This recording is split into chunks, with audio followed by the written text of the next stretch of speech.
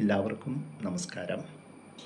ഈ വായനാവാരത്തിൽ ഞാനിന്ന് നിങ്ങളുടെ മുമ്പിലെത്തുന്നത് 1969 പ്രസിദ്ധീകരിച്ച മാരിയോ പൂച്ചോ എന്ന അമേരിക്കൻ എഴുത്തുകാരൻ്റെ വിശ്വപ്രസിദ്ധമായൊരു നോവൽ ദ ഗോഡ് ഫാദർ എന്ന നോവൽ നിങ്ങളെ പരിചയപ്പെടുത്തുന്നതിനാണ്. ഇതാണ് ആ നോവൽ. 595 പേജുകളുള്ള ഈ നോവൽ ഒരു മാസം മുൻപാണ് ഞാൻ വായിച്ചു തീർത്തത്. അധികാരം, കുടുംബം, വിശ്വസ്തത, വിശ്വാസവഞ്ചന എന്നിവയെക്കുറിച്ചുള്ള കഥകൾ നിങ്ങൾ ഇഷ്ടപ്പെടുന്നുണ്ടെങ്കിൽ മാരിയോ പൂസോയുടെ ദ ഗോഡ് ഫാദർ എന്ന നോവലിനെക്കുറിച്ച് നിങ്ങൾ അറിയേണ്ടതുണ്ട്. ഞാൻ നേരത്തെ സൂചിപ്പിച്ചതുപോലെ 1969 പ്രസിദ്ധീകരിച്ച ഈ നോവൽ ഇറ്റാലിയൻ വേരുകളുള്ള അമേരിക്കൻ മാഫിയയെക്കുറിച്ചുള്ളതാണ്.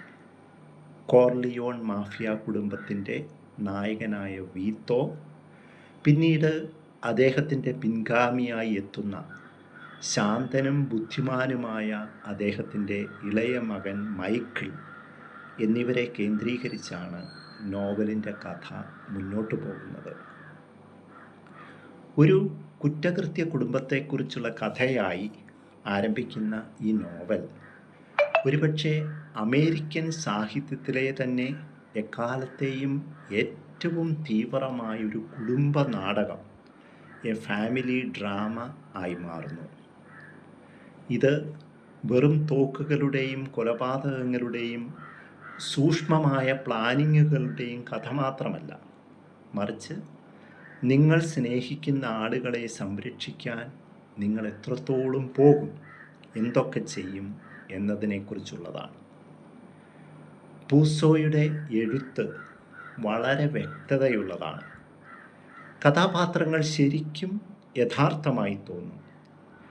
വായിച്ചു പോകുമ്പോൾ അവർ കുറ്റവാളികളാണെന്ന് നിങ്ങൾ മറക്കുന്നു. വളരെ ക്രൂരവും വന്യവുമായ കാര്യങ്ങൾ ചെയ്യുമ്പോൾ പോലും നിങ്ങൾക്ക് അവരോട് ഇഷ്ടം തോന്നും. അമേരിക്കൻ ഡ്രീം എന്ന സ്വപ്നത്തിൻ്റെ ഇരുണ്ട വശം, വിശ്വസ്തത, ബഹുമാനം, പ്രതികാരം, അങ്ങനെ എത്രയെത്ര പ്രമേയങ്ങളാണ് ഈ നോവലിൽ ഇതൾ വിരിയുന്നത്. നോവൽ വായിച്ച് മുന്നേറുമ്പോൾ ചിലപ്പോൾ നിങ്ങളുടെ മുഖത്ത് കുടുംബ ബന്ധങ്ങളുടെ ഊഷ്മളത കാണുമ്പോൾ പുഞ്ചിരി വിരിയും.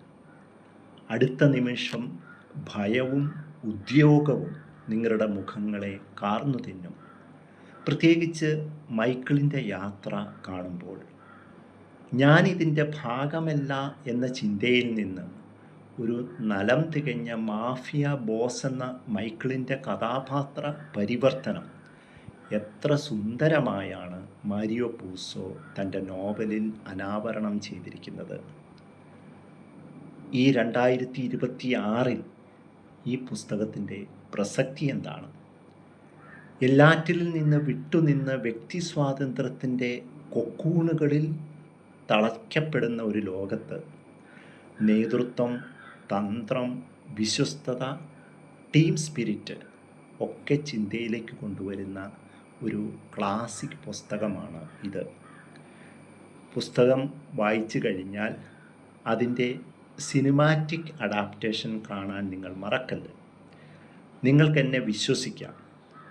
ഈ നോവൽ വായിച്ച ശേഷം സിനിമയും കണ്ടാൽ പിന്നീട് നിങ്ങൾ എന്നോട് തീർച്ചയായിട്ടും നന്ദി പറയും. Thank you so much.